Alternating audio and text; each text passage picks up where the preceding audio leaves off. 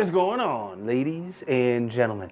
Average clap, not great. Anyway, we have 3 new knives that CRKT just sent me, and I'm going to show you all 3 of them very quickly. The one I'm most excited about is going to be the Provoke EDC. I love the Provoke, great knife, just a little bit too big. So now they have a smaller version called the EDC, and I'm very excited about that. The second knife I'm going to show you is an M16-14XD, I believe is the number.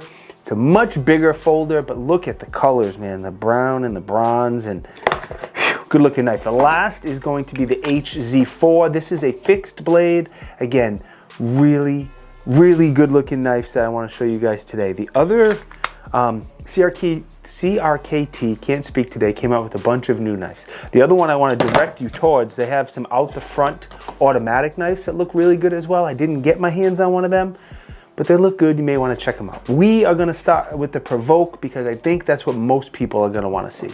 Like I said, I love the standard Provoke. It's just a little bit too big for me to keep in my pocket every day.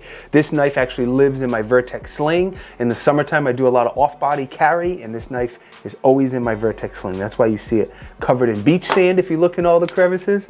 The EDC version is very similar. Obviously, it's just a little smaller. It's not quite as wide, it's not quite as tall, and it's even a little bit less on the length. It's still a folding karambit with a very similar opening type mechanism. You just give that little thumb stud a push and it opens right up.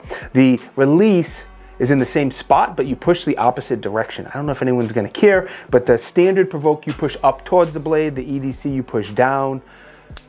Pretty much the same thing, but I figured I'd mention it. The clip is a very similar design. It's just a smaller knife with a smaller clip, and you push the top of the clip, and that's what opens up the clip so you can slide it in and out of your pocket or a bag or whatever, wherever you're carrying it.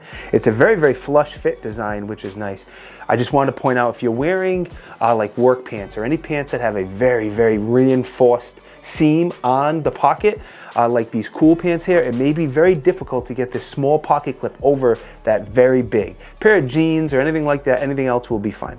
The body of this knife is aluminum and very light. The blade is a drop point style blade, D2 steel, which is typically very good for keeping an edge on it. Nitrite finish, and has a very sharp point. Like if you look at the point on this knife, it would absolutely do some damage. Up here on the screen is your dimensions and weight if you care. As far as cost on this bad boy, you're looking at about $175-ish right now at the time I'm making the video.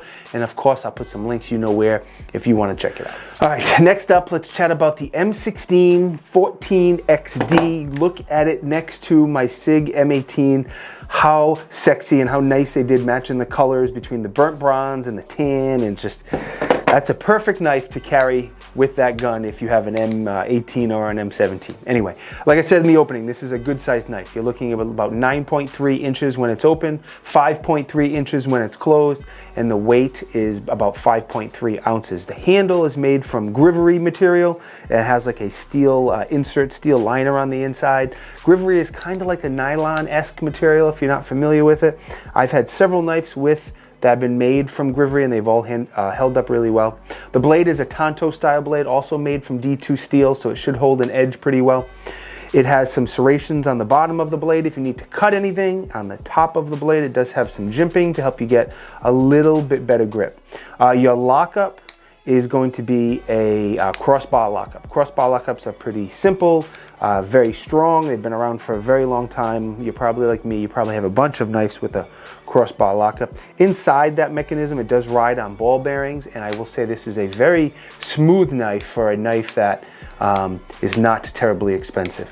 The clip on here is not a super low riding clip, just so you know. I'll show you a picture of you with it in my pocket. It is reversible, however, so you can rock the knife in your pocket either way, whatever makes you happy. As far as the price in this bad boy, right now it's coming in around 100 beans, and as always, there'll be a link down below if you want to check it out.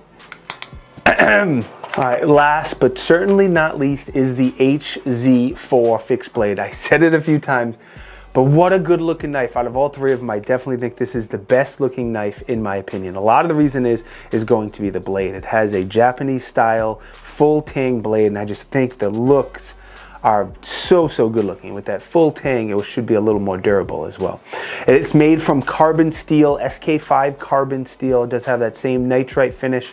The grips are G10, made from G10 material Once again, I think they look good. They have good texture, good material on them, and locks up in your hand pretty well. It does come with this little Kydex sheath that has a very nice fit, and that also comes with a little clip. So if you want to clip it inside your gear somewhere, you can do so. Up here on the screens, you're looking at the dimensions and the weight of this particular knife. The price is, I forgot, 135-ish beans for this one. Once again, there'll be links down below if you want to check it out, or any other knife from CRKT. They're just good looking knives. The other thing I forgot to mention, all three of these knives, CRKT were partnered with knife designers to bring their designs to life. And I love that CRKT does this. Can't speak. So the HZ4 is Williams.